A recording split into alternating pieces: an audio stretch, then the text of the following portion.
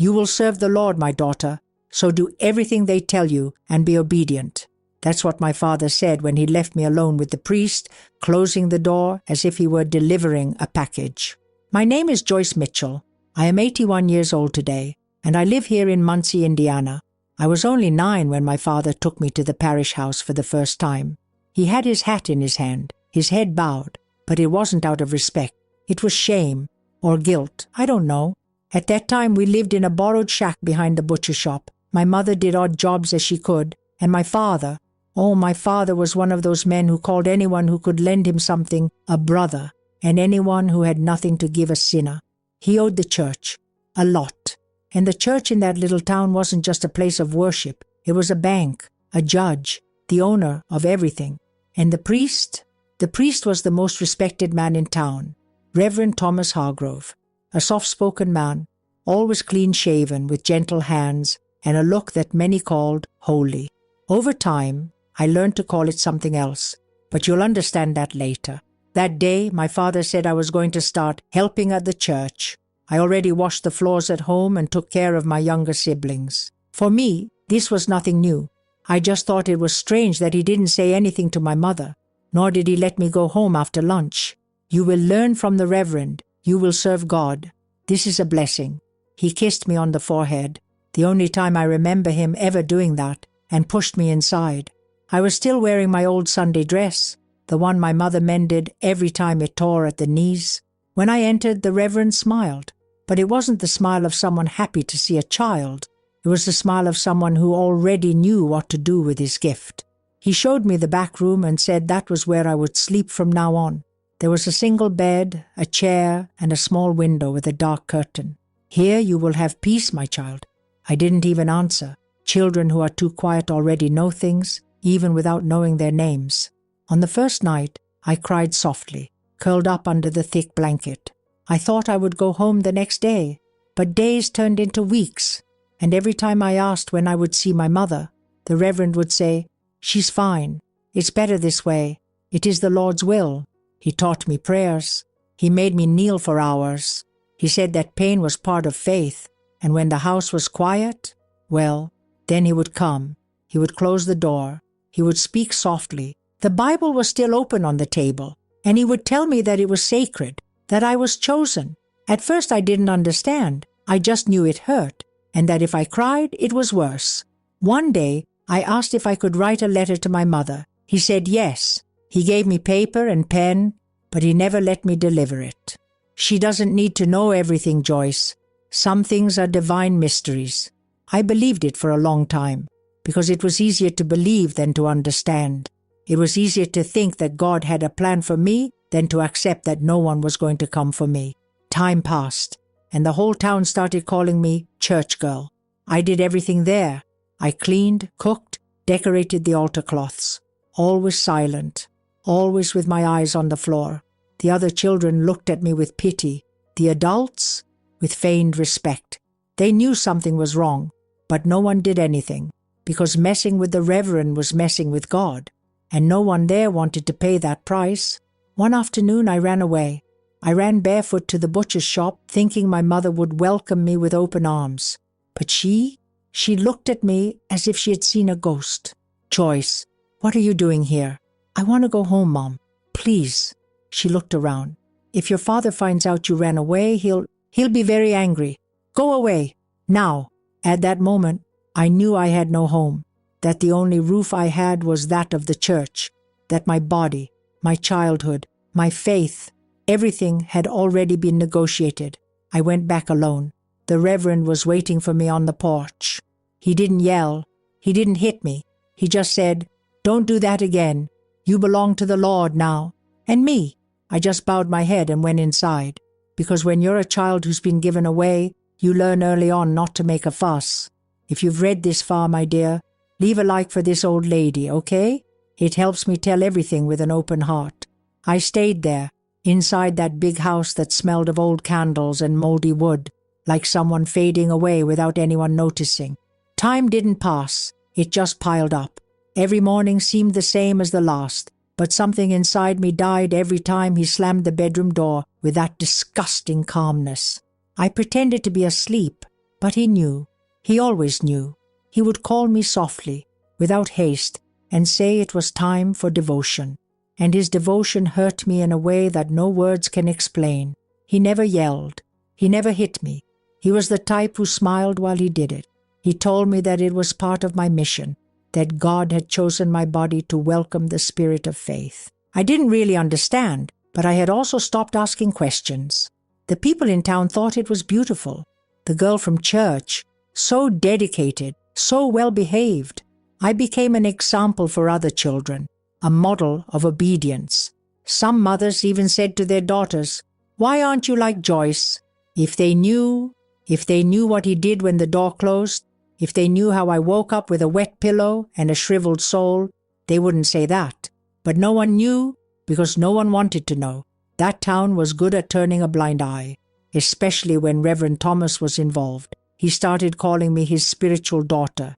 He said it in front of others at the church pulpit as if it were an honor. Joyce is my daughter in faith, raised with the word of God and for his ways. I smiled. I smiled like someone who signs a contract they never read, because if I cried, someone might suspect something, and if they suspected, it would get worse. He always said that. If you give cause for scandal, everyone will think you are ungrateful, that you provoked it. So I learned to become a shadow, to exist only on the edges, without ever really being present. When I turned 11, he started letting me wear different dresses. "You're growing up, my daughter. You need to learn to be a woman of God." He gave me a small mirror as a gift, and I looked at myself there, no longer knowing who that girl was. My face was still that of a child, but my eyes already knew things that no one should know at that age. He liked to see me with my hair down. He said I looked like an angel. I hated it, but I learned to smile. Once, I saw a young woman arriving at the parish. She came from outside to work as a volunteer. Her name was Elizabeth. Blonde, talkative, with a loud laugh that echoed through the corridors. I looked at her as one looks at an open window. She treated me with affection, asked if I liked helping there, if I wanted to be a nun one day. I just said yes, even though I didn't know what that meant. But one day, she accidentally walked into the wrong room. I was in there, alone, on my knees as he had ordered, my hand shaking and my face turned toward the floor. When she opened the door, he was nearby. She saw, not everything, but enough to understand that it wasn't prayer. She didn't say anything at the time. She just closed the door and left. But the next day, she left. She said her family needed her back, and she never came back. I knew why. She had seen, she had understood, and yet she left, like everyone else. After that, he became more careful. He closed all the windows. He told me not to go out without my church clothes. He said that I was now part of the structure of the house, that my place was inside, away from the eyes of those who did not understand God's plans. I started to have a fever. There were days when I could barely get out of bed. I was shaking, vomiting, and had stomach pains. He said it was my body purifying itself, adapting to the divine call, and I believed him, because he was the only voice I heard every day. My mother never came. My father, even less so. At 12, I already looked older. I heard a lady at church saying that I was becoming a beautiful young woman. The Reverend must be proud. I smiled, but inside something was tearing me apart. Pride, was that what they called it? One afternoon while cleaning the altar, I heard him talking to another man in the office. The door was ajar. "She's obedient. She never complains. It's as if she was born for this."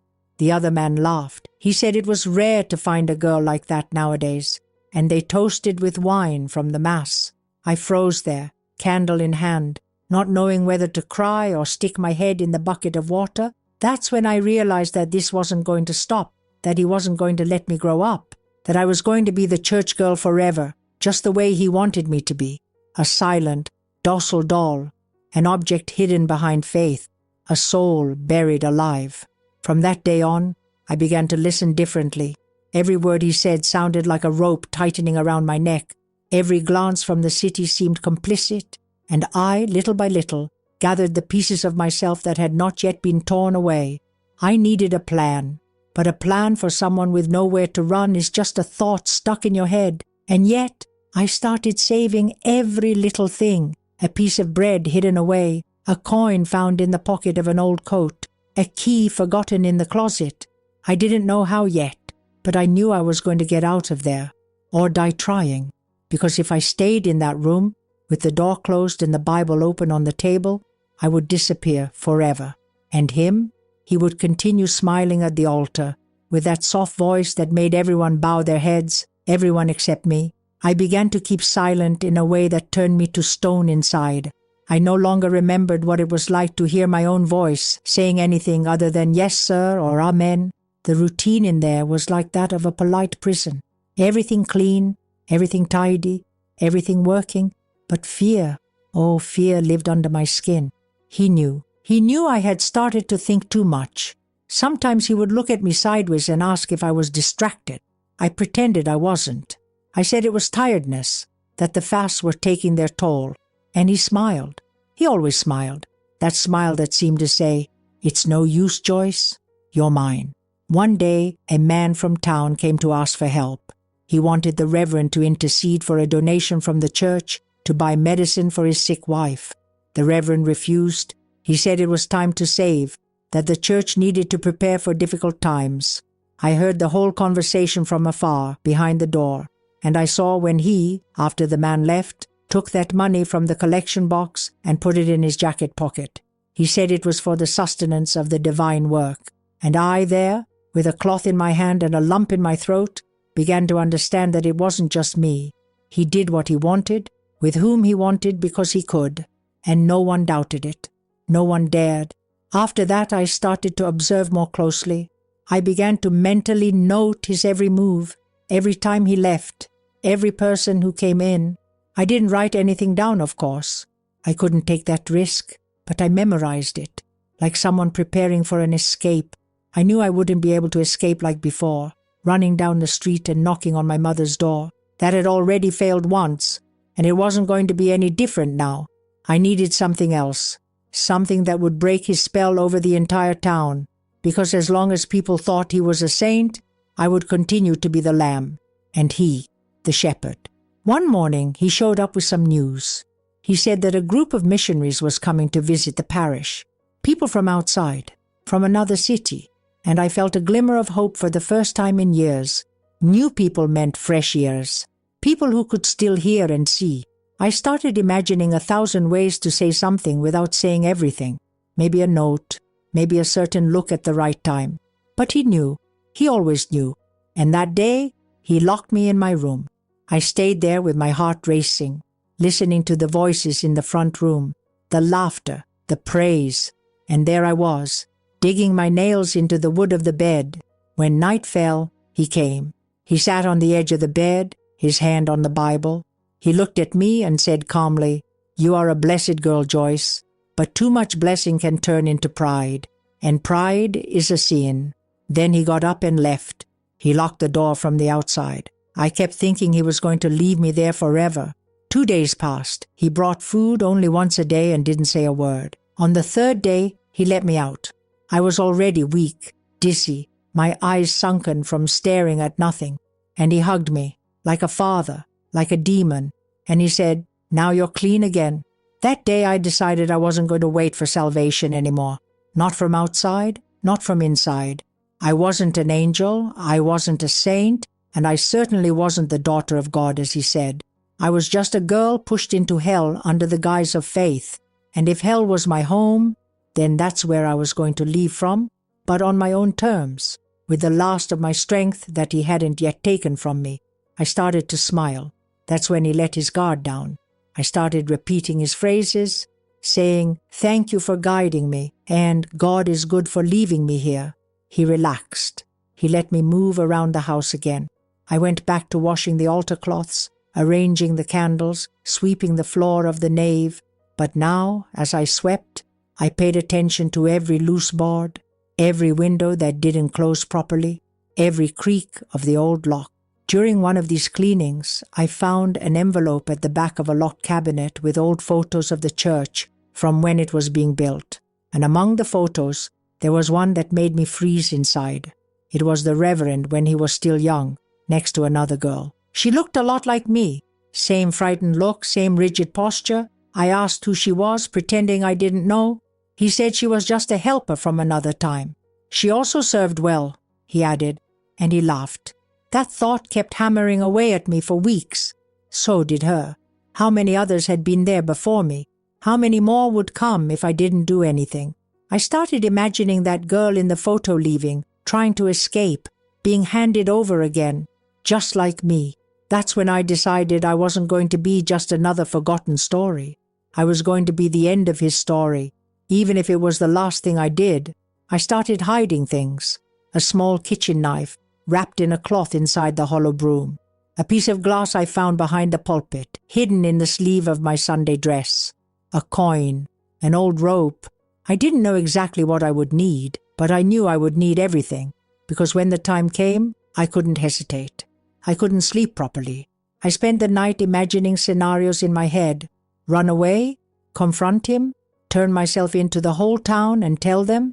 Every idea was a risk, but between taking a risk and continuing to die every day, I preferred to take a risk. But one thing was missing, a way to ensure that he wouldn't come out looking like the victim. Because if I ran away and he reported me, the whole town would believe him, and I would become the ungrateful one, the rebel, the one tempted by evil. So I started going through his things, calmly, silently, an envelope here, a note there. And it was while rummaging through one of the locked drawers that I found a small notebook, old, with dates, names, and places. At first I didn't understand. Then I started connecting the dots. It was a kind of diary, but not a prayer diary. It was a list of girls, of spiritual daughters, each one with notes. Some crossed out, one had got married and left, another got pregnant and disappeared, and me, I was there, my name, my age, and next to it, written in blue pen, tamed. It tore me apart inside. It tore me apart in a way that left me motionless for minutes. I read that word and felt as if my whole body was screaming for help. But there was also my weapon. If that got out, if it was shown to someone, everything would change. He would fall. Maybe not for good, but he would fall. So I hid the notebook where no one would ever think to look. I sewed it inside the hem of my oldest skirt, the one he never let me wear anymore because he said it was no longer fit for worship. And there, with that book of horrors hidden inside my body, I began to plan the day when the whole church would hear my voice for the first time. He began to realize that I was no longer as empty as before. Maybe he noticed it in the way I walked, maybe in my eyes. The truth is that when we lose everything, even hope, what remains becomes a knife. And I, my dear, had a soul full of sharp edges. I didn't say anything. I continued to obey. I continued to do the same tasks, memorizing prayers, folding the altar cloths just the way he liked them. But inside, all I could think about was the day I would open my mouth, the exact moment when that whole town would know his true faith. But for that to happen, I had to wait and not die first. The notebook remained well hidden, sewn inside the hem of my skirt. I slept with it, washed without taking it out, carried it wherever I went. If they took that dress off me, I was lost. So I became even more vigilant. Any sign of suspicion could ruin everything. He had sharp eyes, accustomed to hunting for silence. He knew when someone started to think too much. Sometimes he would come close and just watch me. He would say things like, "I feel your soul is restless," or "Maybe it's time for another fast." Fasting for him was punishment in disguise. It was his way of breaking resistance. He left me for days without eating properly, only thin broth and long prayers. I pretended to accept it, but inside I swore I wouldn't fall into those clutches again. One night he decided to call me to the confessional. He said it was necessary to keep the soul clean.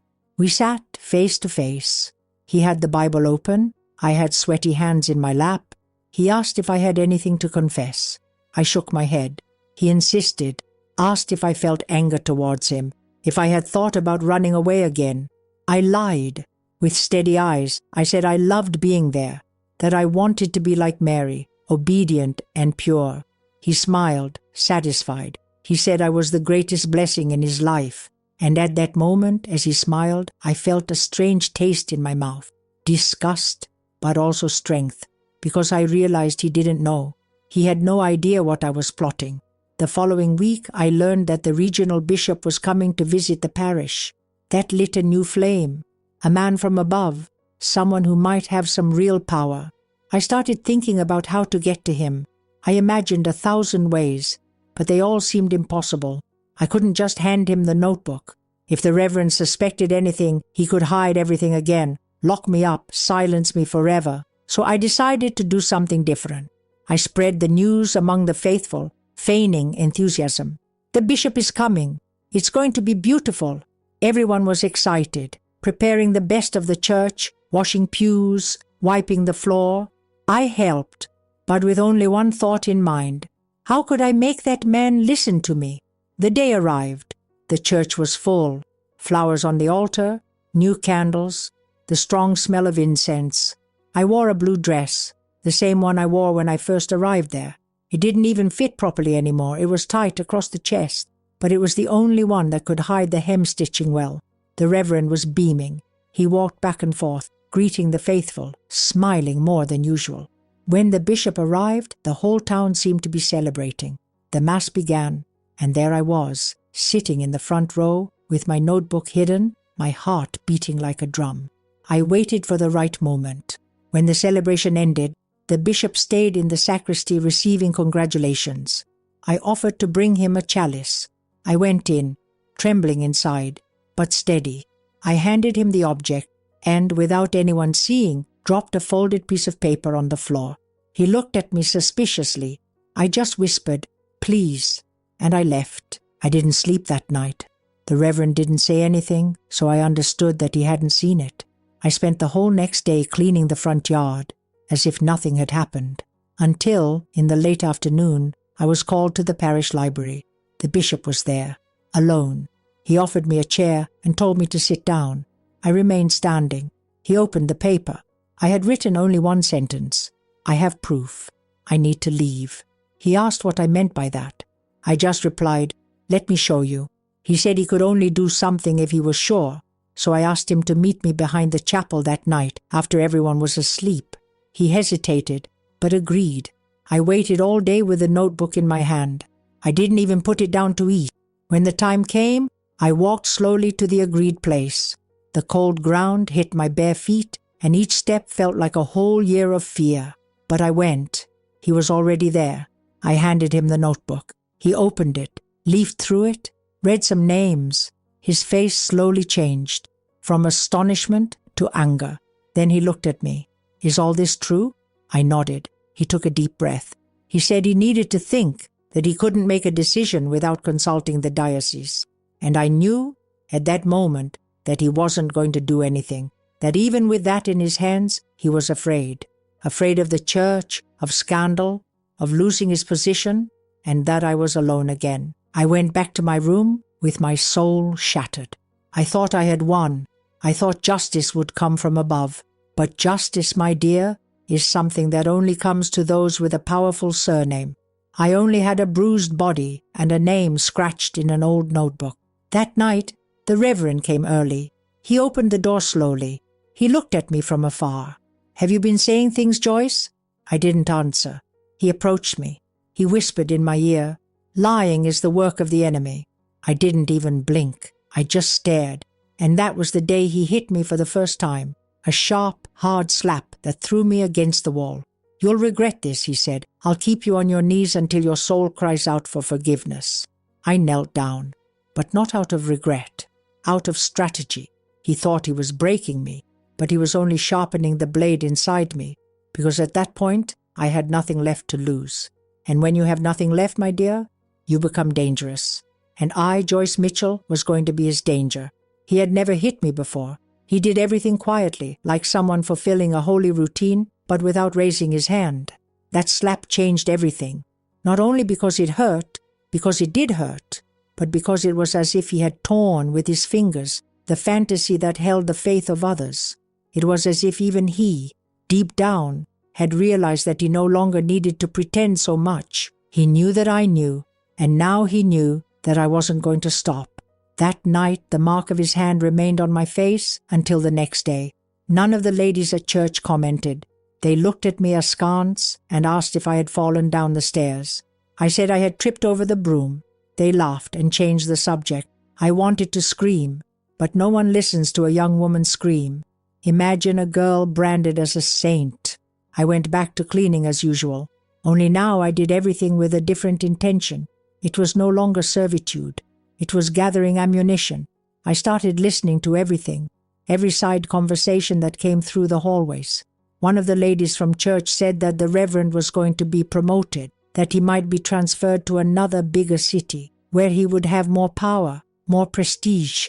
The idea froze me, not because I wanted him to stay, but because I knew that if he left before I exposed everything, he would continue the same cycle somewhere else, and he would take with him a trail of destruction. I couldn't let that happen. I needed to blow it up right there, where he had built his altar of lies. I waited for him to leave one morning when he was visiting families in the countryside. I took the notebook back. The bishop hadn't returned it, but he hadn't kept it safe either. He left it in the drawer of the library table with a loose key. I opened it and tucked it back into my clothes. I sewed it back into the hem as I had done the first time. But now I was certain I was going to use it to finish him off. Not with screams, not with blood, but with his own words, written by him, on paper. A hidden confession, made out of vanity or insanity. Who knows? Maybe he liked to remember everything he had done, like someone who keeps a medal. I waited another week. I noticed that the preparations for the promotion were getting more serious. They were going to have a big celebration, with guests, people from the diocese, even the local press. It was my chance. But I knew that if I showed up there just screaming, no one would listen. They would remove me. They would say it was an outburst, an attack of jealousy, or any of those excuses that men use when women threaten their pedestal. So I started talking to the boys in the choir. 3 teenagers, sons of important people. I approached them slowly, saying I needed help with the cloths. One of them liked me. He thought I was good, a little weird but good. I took advantage of that. I gave him an envelope and told him not to open it until after the special mass, to hand it to the bishop himself if he saw me leaving the church in the middle of the ceremony. He laughed. He thought it was a joke, but he promised. On the appointed Sunday, I dressed as usual. Tight braids, clean clothes, forced smile. The church was full. I couldn't stop sweating. Every step felt like my last. When the sermon began, I stood to the side near the altar with my hand inside my skirt, feeling the weight of the hidden notebook. I knew that any wrong move could be the end. I waited for him to say my name, as he always did. Joyce is living proof of divine goodness, raised here under the eyes of the Lord. The whole church looked at me. I smiled, but my stomach was churning, so I got up. I walked to the middle of the nave. People made room thinking I was going to give testimony, but I just took the envelope out of my pocket and handed it to the boy in the choir. He tried to ask something. I just whispered, "Now," and I left, through the front door, without running, without lowering my head. Behind me, I heard confused voices, the Reverend asking something, someone calling my name, but I didn't stop. I walked to the square, sat on the wooden bench under the old oak tree, and waited. I didn't know what was coming. It could be the bishop, it could be the police, it could be death itself, but I wasn't going back. It took over an hour. The whole church began to empty, people leaving in groups, whispering. Some looked at me from afar, others didn't dare. When the bishop came, he had 2 people behind him, a young priest and a man in a suit. They stopped in front of me. The bishop was pale. He held the envelope as if it were a bomb. He asked if I was okay. He said he needed to talk. I agreed. We went to the City Hall office, where they had reserved a room. Inside, they offered me water, a chair, silence. I told them everything, every detail, without embellishment, without crying, without asking for pity. When I finished, no one said anything for a while. The new priest looked bewildered. The man in the suit asked if I had any more evidence. I replied that all they had to do was open the notebook, that everything was there. They promised to take action. They said they would suspend the Reverend, that they would investigate. I listened to everything, but I didn't believe a word. I knew how these things work. I knew that the weight of the cassock protects more than any truth. Still, I left there with the feeling that something had been planted. a crack, a fissure in that man's stone face. I went back home. But home? What home? The parish was no longer an option. I went after my mother. She was old, tired, full of unresolved remorse. When she saw me, she said nothing. She just looked at me. I said, "It's over." She cried. I didn't apologize. Neither did she. We just sat facing each other, sharing the silence that had been between us for so many years. The next day, the Reverend didn't show up at church. They said he was sick, that he needed rest. The town was divided. Some believed it. Others were suspicious. The notebook was kept in the diocese. I don't know what they did with it after that. I only know that they didn't come looking for me anymore. And the bishop? They sent someone else in his place too? Everything gradually faded away, like dust swept under the rug. But I stayed. I thought that when I left there, I would feel relief, that the weight on my chest would lessen, that I would breathe differently. But that's not what happened. It was as if, outside that house, the world had another kind of prison, less visible, but still tight. The whole town looked at me strangely, as if I had tarnished something sacred, as if it were my fault for speaking up. Even those who had previously praised me now crossed the street to avoid me, and I, who thought I would find some kind of welcome, discovered that I had no shelter whatsoever. My mother let me sleep in the back room, but she barely spoke to me, not because she didn't believe me, but because it hurt a part of her that she didn't know how to heal. Deep down, I think she saw herself in me, a woman who had also been silenced inside for so long that she no longer remembered the sound of her own courage. I spent the next few days walking around the city as if looking for a place to fit in. I went to my old school, but no one wanted to take me in.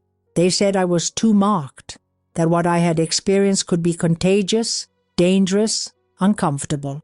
Some people suggested that I go to another city, start over, as if it were easy to erase an entire life, as if memory were an old piece of furniture that you leave on the side of the road. I kept quiet. I didn't argue. I no longer had the energy to fight with everyone. I just wanted to be left in peace. But peace, my dear, is not given to those who break the silence, especially when that silence protects a powerful man, a man of faith, a man with allies everywhere. I spent my afternoons by the lake, the one behind the elementary school. I remembered the times I sat there as a little girl, drawing with my fingers in the sand, before everything happened, before the first delivery. One day while I was there, a lady approached me. I never liked her. She was one of those people who lived in church, always keeping an eye on anyone wearing short clothes or misquoting a verse. She sat down next to me without asking. She was silent for a while. Then she said, "You know no one will marry you, right?" I didn't answer. "After everything you've said, no good man will want a girl like you." I looked ahead. I felt my blood boil, but not out of anger, out of certainty, because then I understood that what those people really wanted was for me to have remained silent, serving the Reverend in silence, keeping his illusion of holiness intact, because I wasn't just a girl who spoke up. I was living proof that they all knew and accepted it. I went home with my head throbbing. My mother was waiting for me on the porch. She called me in. She said she had something to give me. She took me to the old closet in her bedroom and pulled out a dusty box. Inside were letters, photos, a small notebook. I recognized the shape. It was the same as the one the Reverend used. I took it with trembling hands. I opened it, and I saw that it was hers, my mother's, a hidden diary, written between 1953 and 1960. I read short, confusing sentences. It talked about a man from the church. It didn't mention his name, but it described similar habits. He calls me sister, but he waits for everyone to leave before closing the door. He says it's our secret, that God forgives me if I obey. I closed the notebook. I looked at her. She looked away. "I tried to forget," she whispered. "I thought that if I didn't talk about it, it would go away. But it doesn't go away." She said nothing more. She went to the corner of the room and stayed there, sewing. But I understood. I understood that it didn't start with me, and that maybe it wouldn't end with me either. That gave me another kind of strength. No longer that brute force that comes from anger, from pain. It was a tired but stubborn strength. I had to keep going, even if no one wanted to listen, Even if they tried to erase me with their looks, their whispers, their contempt, I was going to scream, even if it was just for one person, even if no one believed me, because now I knew silence was what kept everything going, and if I broke it, even with weak words, maybe other voices would start to emerge too. I started writing, on the bread wrappers my mom threw away, on the back of overdue bills. I wrote everything down, from the first day, the way he called me, my father's surrender, the long nights, the words he used, the gestures, the looks, the threats, every bit of it, without softening it, without hiding it. It was my way of not letting them forget, even if no one else read it. I read it aloud to myself every day, like someone reciting a spell against a ghost. I heard myself. I saw myself. I accepted myself. One of these texts reached the hands of a woman from a neighboring town, a teacher. She came to my house, knocked on the door, asked to talk. She said she taught at a community center, that we could set up a reading circle. I laughed. I said no one would want to hear my story. She replied, "It's not for them. It's for you, and for those who come after." It was the first time someone looked at me without pity, without judgment, just with a desire to listen. We went ahead. We organized a meeting in a small room at the back of an old laundry. No one came on the first day or the second. On the third, a girl showed up. She was about 15 years old. Curious eyes, suspicious manner. She looked at me as if asking permission to exist. She read a piece of what I had written. She said, "He was a lot like my cousin." She never told anyone, and she stayed there, sitting, without saying another word, but she didn't leave. The following week, 3 more came, then 5. Before I knew it, the room was too small, and there, amid that mess of old chairs and trembling voices, I discovered what true justice was. It wasn't jail, it wasn't a trial, it wasn't punishment. It was listening, it was naming names. It was preventing it from happening again. The Reverend was never arrested. He was never tried. He disappeared from the city a year later, transferred to a distant corner where no one knew the story. They said he was sick. Others said he had gone to take care of his mother. But I knew. And now, many people knew too. Maybe they wouldn't do anything to him, but they could no longer say they didn't know. And that, my dear, was already a start. I stayed there, with my mother, with my words, with my stubbornness, because now what I had was not just pain. It was power, the power to remember, to tell, to make noise. Time does not heal, it only camouflages. And we learn to pretend that everything is fine, even when our hearts beat like poorly closed wounds. The city went on with its life, as if nothing had happened. The ladies went back to sewing their towels for the church. The men resumed their bar talk about harvest and politics. Sunday Mass was still full, with another priest at the altar, a young man with an easy smile, not quite sure where he was getting himself into. I watched from afar, passing faces that averted theirs from mine, feeling that my presence was uncomfortable. And it was, because I reminded them that it wasn't all about faith, that not all prayers are pure, that not all priests are saints, and that, my dear, no one likes to remember. The laundry room became a meeting place for choked voices. Every Saturday we gathered there, with weak tea, wobbly chairs, courage slowly dripping from the women's eyes. They spoke softly at first, looking at the floor, not knowing if they could say out loud what they had been carrying for so long. I didn't pressure them. I just listened. I let each one choose when and how to break the silence. It was beautiful, and it was sad, because their pain was similar to mine. The name, the place, the disguise changed, but the weight was the same. One said that her mother's brother waited for the house to fall asleep. Another said that the teacher asked for extra help after class. And all of them thought it was their fault, that they had done something to deserve it. The world teaches this kind of lie very well.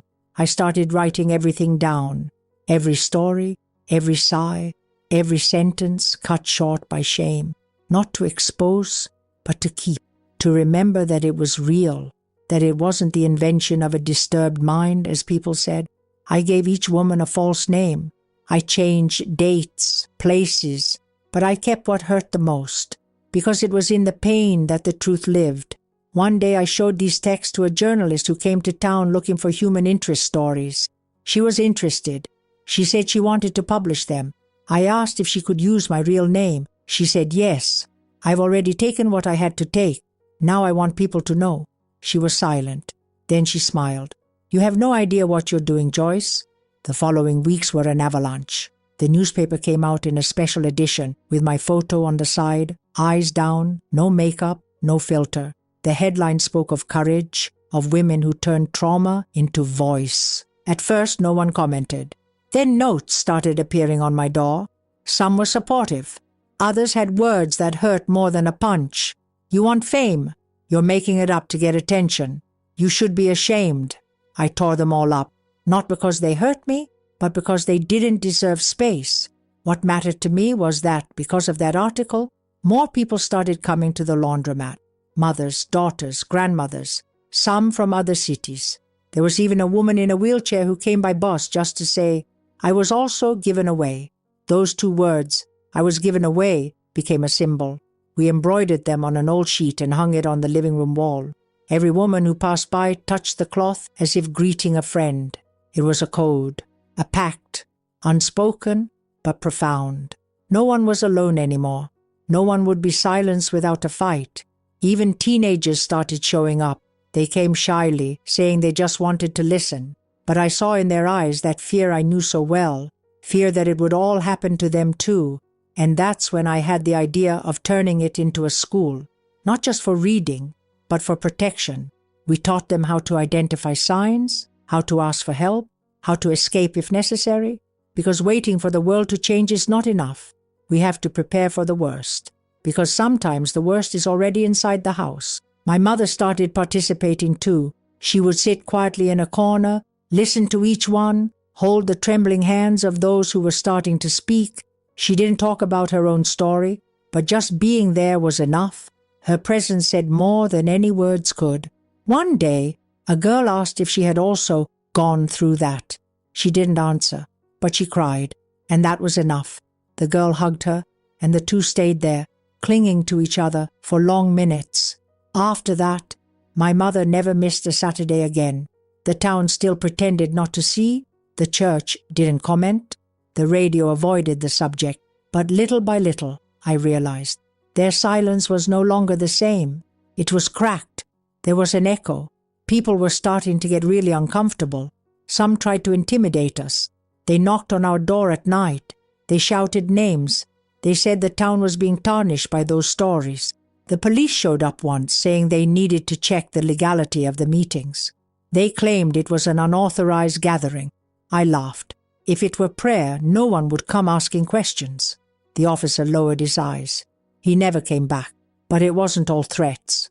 I received a letter from a young woman who had left town years ago. She said she read my story on a website, that I saved her from doing something stupid. I thought it was just me, that I was cursed. Now I understand that it was him, only him. Thank you, Joyce. I kept the letter in my pocket for weeks. I read it before going to sleep. Every time the fear returned. Every time the anger threatened to overwhelm me again. The Reverend, they say, is ill. He lives secluded in a remote house, surrounded by a few faithful followers. He has never appeared in public again. Some people still defend him. They say he was slandered, that I'm just a bitter old woman. I let them talk, because anyone who has to lie to themselves every day has already lost. Not me. I have my truth, and it's alive, in the women who speak out, in the girls who ask questions, in the texts that are spreading. I, Joyce Mitchell, am still here, with wrinkles on my face, but with fire in my heart, still writing, still listening, still remembering every night in that locked room, because forgetting is what they want. It took a long time before I could walk through the city without feeling that every step left a trail of invisible blood. Every street reminded me of a lost piece, a part of me that had been trapped behind the parish doors. Still, I walked, every day, even without a destination, even when people stared at me, even carrying the weight of memories, because walking was my way of saying I was alive, of showing that they didn't kill me completely, even though they tried for so long. Sometimes I would stop in front of the church just to look at the building. The walls were still there, the stained glass windows still sparkled in the morning sun, but they no longer had the same shine. It was as if everything there had been washed clean of lies. People still came and went with Bibles in their hands, but now they looked around, as if they feared that faith would become a prison again. On one of these walks, I saw a young boy cleaning the steps at the church entrance. He looked about 12 years old. He was alone. I stopped and watched him. He glanced at me and smiled awkwardly. I approached him slowly and asked if he was helping of his own free will. He said yes, that his mother thought it was important to serve the Lord. I asked him the name of the current priest. "It's Father Brian," he replied, and he added, "He's kind." "Yes, Mum. He never yells." I took a deep breath. I told him to be careful, that faith is not a favor, that no one, not even a saint, has the right to command anyone's soul. He nodded, not quite understanding, but he was thoughtful, and that, my dear, was already a lot. The Saturday meetings continued to grow. We no longer fit in the laundry room. We managed to rent a room in the old community school building. Some local merchants began to help. Timidly, of course. No one wanted to get too involved, but they sent supplies, lent chairs, donated paper. It was as if, little by little, the city was beginning to accept that the truth had a right to exist, even if it still hurt, even if it was ugly. We started calling the space Sala Tremula, Shaki Room. The name was given by one of the girls. She said it was where hands shook to speak, but then stopped shaking. I thought it was beautiful. We left it that way.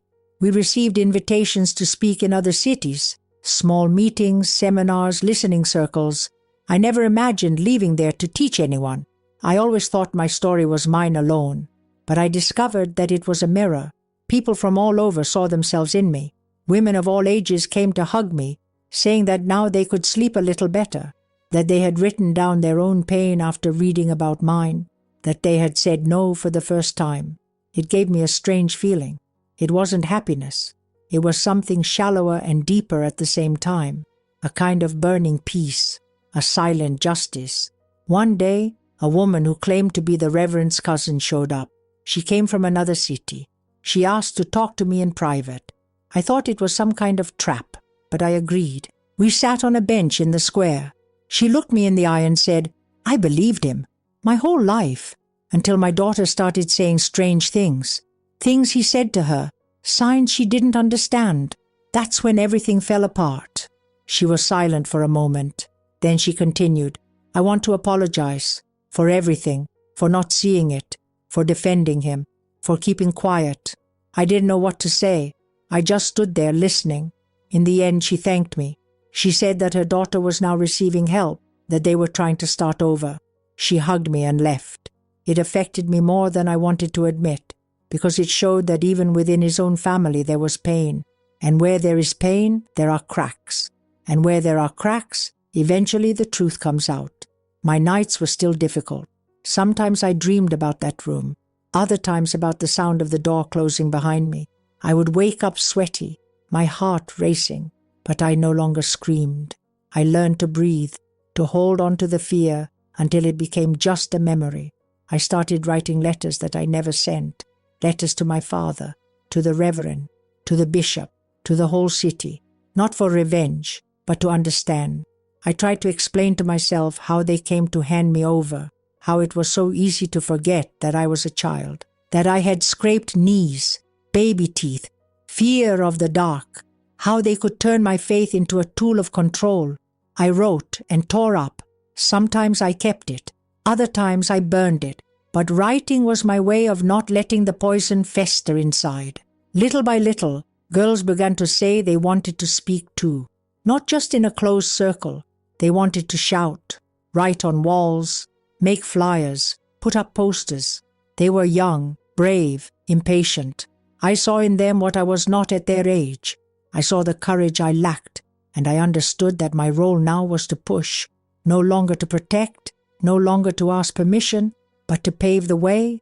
I let them paint the walls of the old school with phrases that hurt. Faith is not blind obedience. Silence kills. I was handed over, but today I'm free. Some people hated it. They called it vandalism. They said we were ruining the city, but the city had been ruined for a long time. We just exposed the mold. One day, I got a call from the diocese. They wanted to talk. I thought it was strange. It had been years since the last contact. They scheduled a formal meeting. They said it was about recognition, about reparation. I laughed, and I went. 3 men sat in front of me. One of them was young and seemed uncomfortable. Another was an old acquaintance with tired eyes. They talked about public apologies, about shelter programs, about compensation funds. I listened calmly. At the end, I asked, "What about the Reverend?" They said he was away, that he lived in isolation, that there wasn't enough formal evidence for punishment, only suspicions. I gave a dry smile. "Very well. If you won't judge him, history will, and history never forgets." I got up and left. I didn't want anything from them. I didn't need to, because I'd already gained what mattered most, my voice, and through it, the voices of so many others. And that, my dear, no altar can silence. I didn't plan to see him again. It wasn't part of any script I had written in my head over the years. After everything that had happened, I thought I would never look him in the face again. I thought time would erase his presence from my life. That distance would solve what justice didn't have the courage to face. But the world has an ironic way of throwing you into the midst of what hurts the most when you least expect it. It was a hot Tuesday, one of those days when the air seems still, suffocating. I was at the market, just picking up beans and flour. I was walking distractedly between the shelves, my mind elsewhere, when I heard someone call me. That voice, that low, unhurried voice which carried venom disguised as affection. My knees almost buckled. I turned slowly, and there he was, older, more stooped, his face swollen by the years but still with the same look, that invasive look, that look that thought everything in him still ruled. I stood still. I didn't answer. I just stared. He walked toward me as if he were anyone else, as if we were 2 old acquaintances, childhood neighbors. He said my name as if savoring it. "Joyce?" I said nothing. He continued, "I wanted to see you. I heard about your classroom, about your meetings."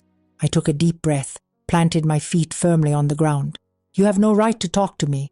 That's what came out. Simple, dry, but enough for him to take half a step back. He feigned surprise. "I don't want to fight. I just wanted to talk, to clarify. Clarify." He still thought there was time to wash everything away with pretty words. He still lived under the illusion that his power survived in the rubble. I didn't let him say anything else. I walked straight past him without looking back. I was shaking inside, but I didn't let him see it. I got home with the groceries I'd left in the car. I sat on the kitchen floor and cried. It wasn't just anger. It was a kind of mourning. I mourned for everything that didn't come back, for everything that never existed. Because seeing him there, walking freely, talking as if nothing had happened, was like being slapped in the middle of my soul. I spent half my life trying to put together the pieces he broke, and he walked around as if he were just another friendly old man in town. My mother saw me there on the floor, brought me water, stayed by my side. She asked if it was him. I nodded. She didn't say anything. She just hugged me. And in that gesture, I understood that even what we survive continues to hurt from time to time. The following week, one of the girls from Sala Tremola told me that an old man had been there. He wanted to know about the meetings. He wanted to come in. They said he was strange, that he asked too many questions. It was him, of course, trying to infiltrate, maybe spy, maybe provoke. I sent word that if he showed up again, they would call the police. I wasn't afraid, but I wasn't going to give him any space. He had already taken up too much of my life. He had already taken up too much time. And now, my dear, that time was mine alone. But something about that appearance bothered me deeply. Not the fact that he was alive, but what he wanted. Because no one like that shows up out of nowhere without wanting something. I spent days mulling it over, until I decided to find out for myself. Not for him, for me, to end the cycle. To close the door that had been left ajar, once and for all. I went to where he was living, a simple little house far from the city, inherited from an old aunt. I went alone. I took nothing but myself. I knocked on the door. He took a while, but he opened it. He looked at me as if he couldn't believe it. "You came." I didn't answer. I went in. The house was dark, stuffy, smelling of mold and expired medicine. He offered me a chair. I refused. I stood. I spoke directly. I didn't come to listen to you, I came to talk. You destroyed my childhood. You stole me from myself. You used me, molded me, buried me alive for years. And yet I got up. I'm here, not because of you, in spite of you. And I want you to know that you lost. He tried to speak. He raised his hand as if to beg, but I cut him off. You think you still have a voice, but your voice died the day I opened mine. You're just a ghost now, a faint echo. He started to cry. Ugly, shaky tears, his face contorted with regret or cowardice. I don't know. I didn't care. I wasn't there to heal anyone. I was there to heal myself. I left without waiting for a response. I slammed the door shut, and in that moment I felt the air return to my chest, as if I had finally cleaned out an old locked room full of junk.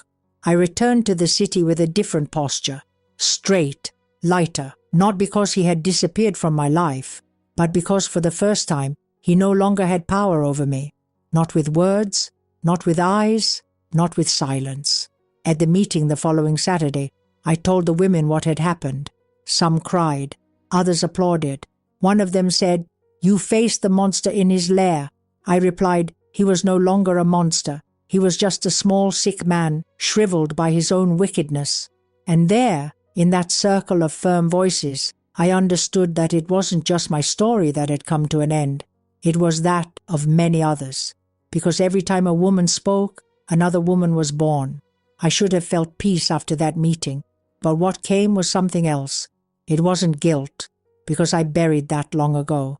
It was another feeling, deeper, harsher, a kind of restlessness that didn't go away with hot tea or kind words. I lay awake at night thinking about the life I didn't have, the paths that man took away from me, the dreams that never even began. You can't call it regret, because what I did needed to be done.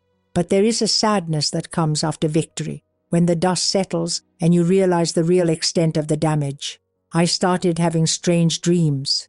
Me as a child, walking alone through endless corridors, looking for an exit that never came. I always woke up with a tight chest, sweaty hands, and a desire to disappear. The trembling room remained strong. The girls were stronger, more organized. They already knew what to do, how to welcome, how to protect. Some graduated from courses, others began to give lectures. It was beautiful to see that, to see what had been born of my pain become a tool for others. But inside, I was starting to sink again. Only now it was different. Before, I sank because of him. Now, it was because of time, because of everything that could never be recovered.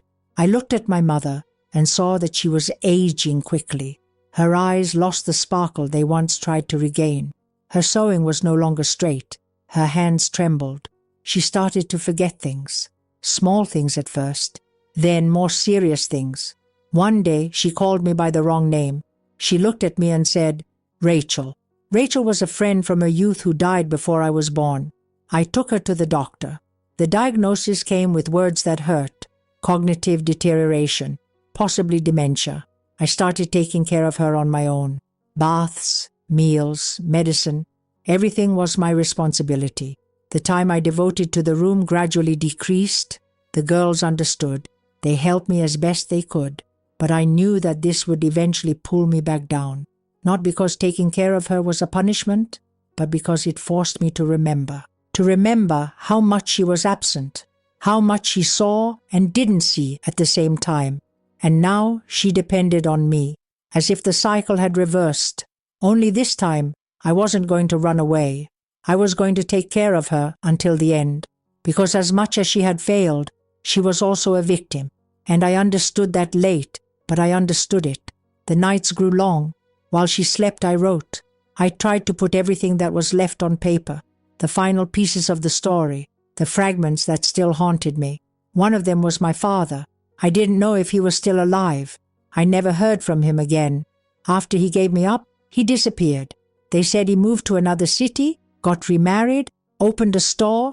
Other people said he drank himself into oblivion and lived off favors.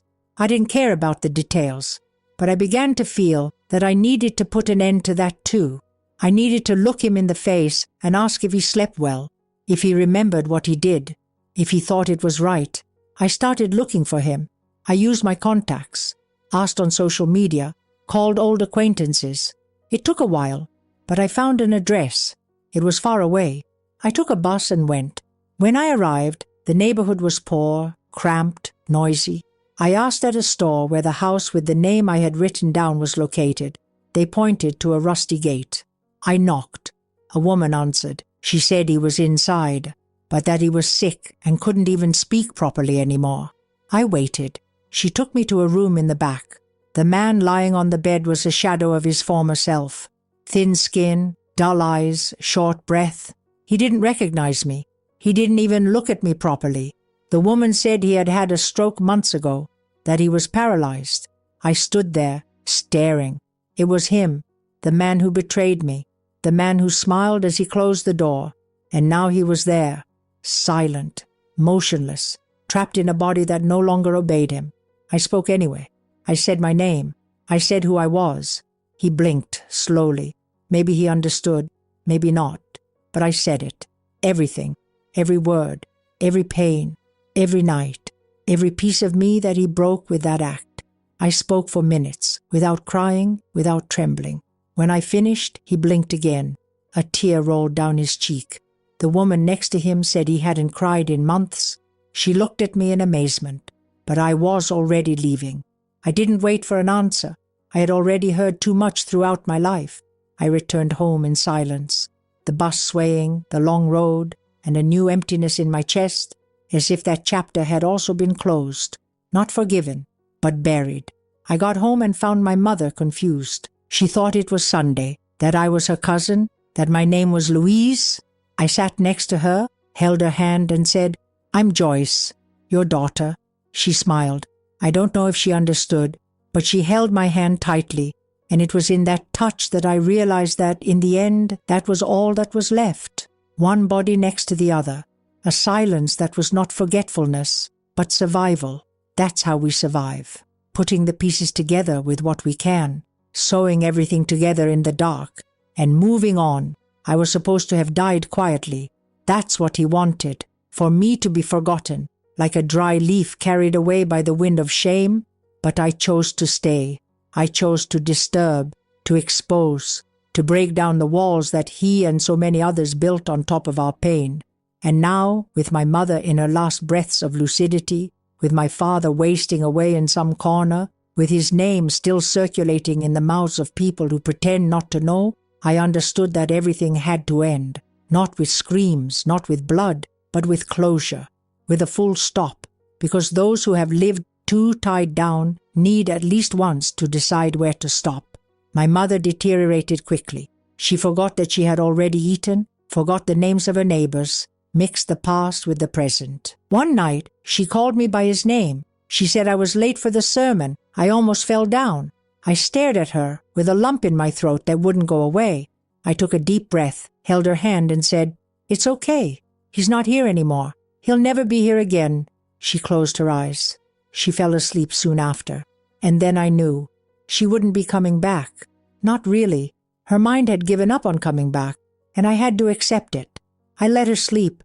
I stayed by her side, listening to her light breathing, and I decided that the next day I would end everything that still held me back. I woke up early, made coffee, arranged her medicines in the box. I wrote a letter, one that no one would ever read. I burned it afterwards. It was just for me. I went to the Sala Tremula, which had now become a real foundation, with registration, with support, with respect. I went in, looked at those walls painted by girls who weren't even born when everything happened to me. I saw the phrases scattered on the posters. No one silences what bled. We are not victims. We are echoes. Every story is a weapon. I sat in a corner and watched in silence. The women arrived, greeted each other, exchanged glances of understanding without needing to explain. I saw in their eyes the reflection of what I was, and I knew that my part there was done. I climbed onto the small stage we use for larger meetings. I picked up the microphone. I hadn't planned anything, but they fell silent when they saw that I was going to speak. I took a deep breath and let it out. I said that this would be my last speech as coordinator, that it was time to let others take the lead. others who had not only survived but been reborn with greater strength. I said that my story no longer needed to be told by me, that now it stood on its own, that it had become intertwined with so many others that it no longer mattered where it began or ended. I said that now it was their time, and that I just wanted to go back to being Joyce, that's all. A woman, not a symbol, not a martyr, not an example, just a woman who was tired. They applauded, some cried, others got up to hug me. I let them. I received each touch as if it were a blessing, but deep down I was already on another wavelength. I said goodbye. I went home. I found my mother sleeping. I sat down beside her, took out the old notebook, the one I had sewn into the hem of my dress, which later became a record of everything, and read to her, softly, like a lullaby. I read selected passages, the hardest ones, the most tender ones, the ones that spoke of pain and also of resistance. She didn't react, but I know she was listening, because she moved her fingers as if she recognized the rhythm of my voice. At night, she passed away, without drama, without sound. She just stopped breathing. I already knew it was time. I didn't cry right away. I stayed there, holding her hand until sunrise. Then I called the doctor, called the girls, and we organized everything. The funeral was simple. No speeches, just soft music and a flower on top of the coffin. I placed the flower there myself. Then I went home, took a shower, put on my favorite outfit, the one my mother sewed when she still knew how to hold a needle, and sat on the porch. And for the first time in many years, I felt peace. A few days later, I was called for a big interview. A national program wanted to tell my story. They said it would be respectful, that I would have control. I thanked them. I refused, because now the story belonged to the women of the foundation. It was theirs.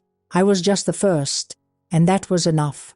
I preferred to write one last letter, one that would be published in a collective book by the Sala. I wrote calmly, truthfully. It said, I was given away when I was a girl, as if it were a sacrifice. I survived, not to prove my strength, but to say that no girl deserves to be thrown into anyone's arms in the name of faith, family, or silence.